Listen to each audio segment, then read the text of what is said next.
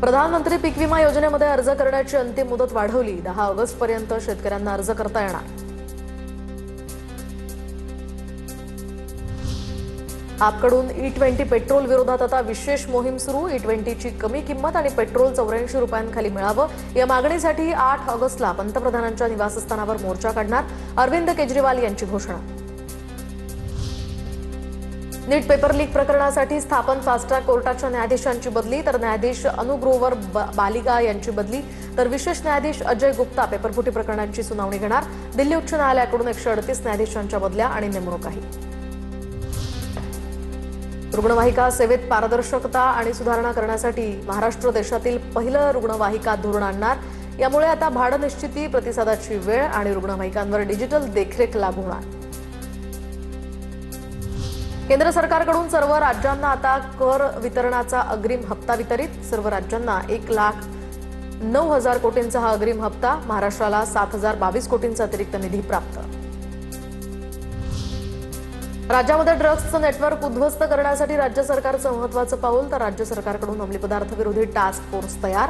यातील अंमलदारांना मूळ वेतनाच्या 30% प्रोत्साहनपर हप्ता भत्ता मंजूर। राज्य सरकारकडून शासकीय विभाग, सहकारी बँकांचं सायबर ऑडिट करण्याचा निर्णय।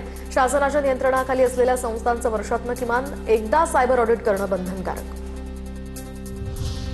ग्लासगो राष्ट्रकुल क्रीडा स्पर्धेमध्ये भारतीय बॉक्सर्सचा डंका। भारतीय बॉक्सर्सकडून एकाच दिवशी 7 सुवर्ण पदकांची कमाई। महिला गटामध्ये 5 तर पुरुष गटात 2 सुवर्ण पदकांवर कोरलं नाव।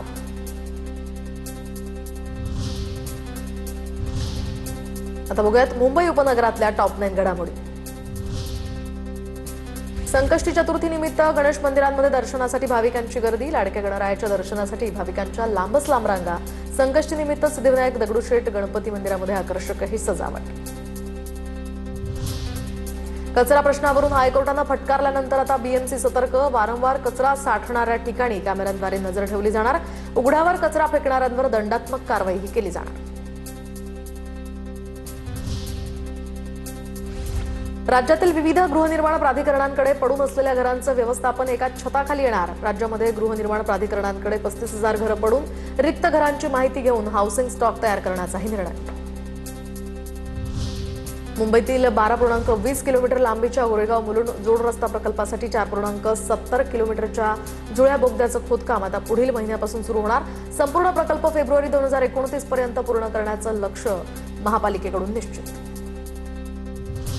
मुंबईमध्ये बेस्टच्या ताफ्यात 200 नव्या मिडी बस तयार होणार, तर 200 सीएनजी बसेससाठी बेस्टकडून निविदा। 10 वर्षांसाठी या बसेस भाडेतत्वावर घेतल्या जाणार। भिवंडीमधील कोहिनूर अपार्टमेंट दुर्घटना प्रकरणी इमारतीच्या केअरटेकरला अटक। केअरटेकर अमृतलाल निषाद यानं इमारतीच्या दुरुस्तीसाठी घरमालकांकडून 10,000 रुपये गोळा केले होते। मुंबईमध्ये बेकायदा बॅनर्स आणि पोस्टर्स विरोधात पालिकेकडून कठोर पावलं। 1,095 जणांवर पोलीस कारवाई। 62 जणांविरुद्ध एफआयआर दाखल, तर 1,22,00,000हून अधिक पोस्टर्स या ठिकाणी हटवण्यात आले। मुंबईत कचऱ्यावरील प्रक्रियेसाठी बीएमसीकडून आता पुन्हा प्रयत्न सुरू। ओल्या कचऱ्याची विल्हेवाट लावणाऱ्या संस्थांना बीएमसीकडून कर सवलत दिली जाणार। ओल्या कचऱ्याची शास्त्रीय पद्धतीनं विल्हेवाट लावणाऱ्या संस्थांना मालमत्ता करात 15% सवलतीची घोषणा। वेस्टर्न एक्सप्रेस हायवेवरील विलेपार्ले पुलावर चालकांना नियंत्रण सुटल्यामुळे दुधाची वाहतूक करणारा टेम्पो दुभाजकाला धडकला, तर या ठिकाणी अपघातात वाहनाचं मोठं नुकसान, तर अपघातामुळे वाहतुकीवरही काही काळ परिणाम झाला होता।